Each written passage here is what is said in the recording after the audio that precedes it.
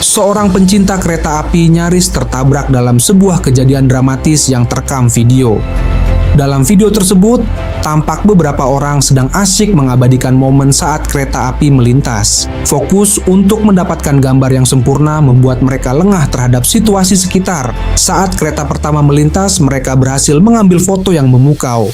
Namun, tanpa mereka sadari, sebuah kereta lain melaju kencang dari arah berlawanan. Salah satu dari mereka nyaris menjadi korban akibat kelalaian tersebut. Momen itu berubah menjadi detik-detik menegangkan, ditandai dengan reaksi terkejut dari orang yang hampir tertabrak.